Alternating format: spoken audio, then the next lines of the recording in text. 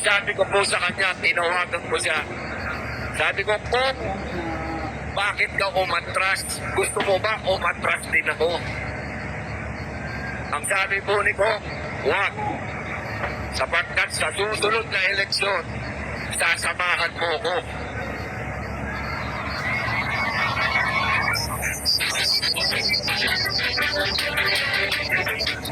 At dahil po sa tulong ng Iglesia ni Cristo,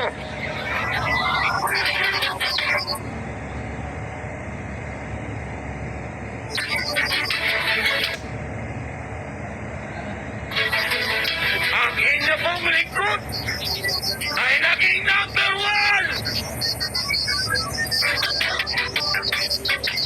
Maraming salamat po sa inyong lahat.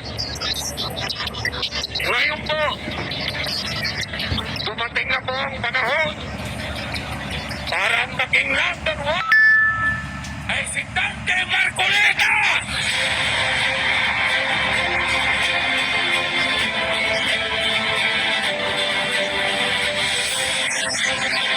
Ito po, gabing ito,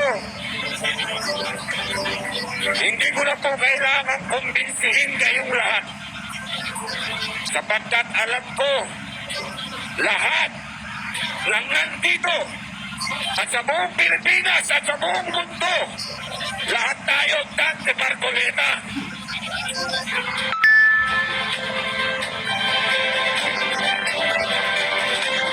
Ang nais ko po, pakiusapan, una-una, ang mga kapatid kong Muslim. Kailangan magbayad tayo ng utang na loob. Kailangan si Dante Marcoleta maging number 1.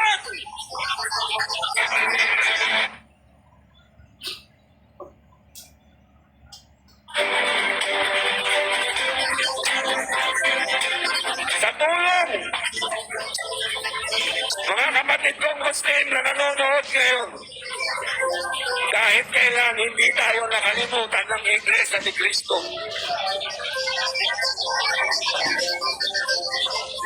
Sa tuwing dumadanas tayo ng gera, ng kahirapan, ng bagyo, nandiyan ang ligap sa atin.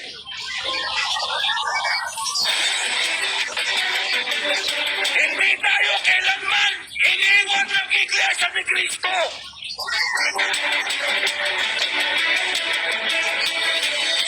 Kaya mga kapatid ko, sa May 12, number 1, Dante Marcoleta!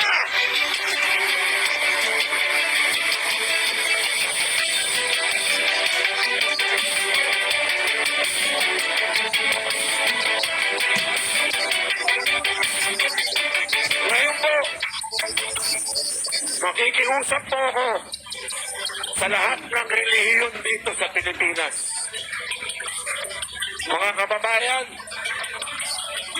dumating na po sa punto na ang ating konstitusyon ay hindi na sinusunod. Dumating po sa panahon na ang mga simbahan ay dumadating na po sa punto na nilulusok, hinuhuli, kinukulong. Kailangan po may tumindig na isa na nakakaalam ng batas upang manatili ang paghihiwalay ng simbahan at Estado.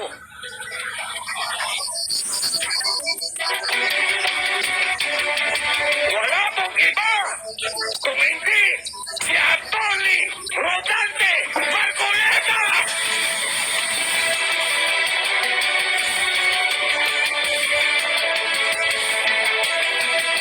Mga kababayan, marahil narinig nyo na si Bong Dante Marcoleta ang susunod na Senador Miriam Santiago. Alam mo na, narinig nyo na yan. Ito lang po ang sasabihin ko sa inyo. Totoo po yan. Siya Pero, isa lang po ang nakalimutan nila. Si Dante Marcoleta, abogado, katulad ni Senator Miriam Santiago,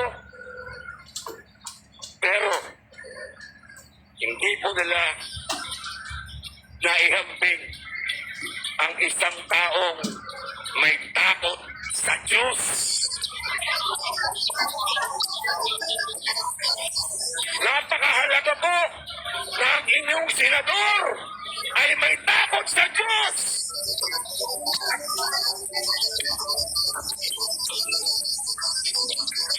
Mga kababayan, hindi ko na po pagkakahaba-habaan sa panahon po na nandun ako sa Dahig. Isa po ako sa nauna ron. Ang kapiling-pilinan po ng ating mahal na dating Pangulo sa amin, sa PDP. Lahat po yan. Isa lang ang sinasabi niya. Huwag niyong kakalimutan iparating sa lahat ng Pilipino sa buong mundo ang unang iboto, Dante Marcoleta.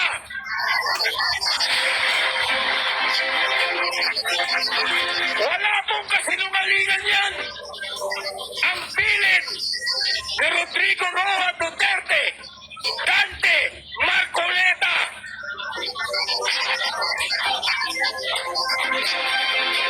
Kaya sana po, pagdating po ng araw, sa May 12, kayo po ang pinakamakapangyarihang tao sa araw na yan. Mas makapangyarihan pa kayo sa presidente, senador, congressman, governor, mayor. Sa araw na yan, tandaan nyo po, ang isang taong nakipaglaban, walang sinino-sino, kahit mag-isa lang siya sa Kongreso, tumayo. At iyan po, si Dante Marcoleta.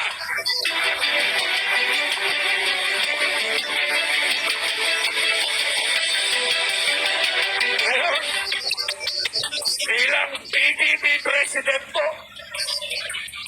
huwag niyo pong kalimutan ang Duterte. Maraming salamat po. Mabuhay po kayong lahat. Mabuhay ang Pilipinas.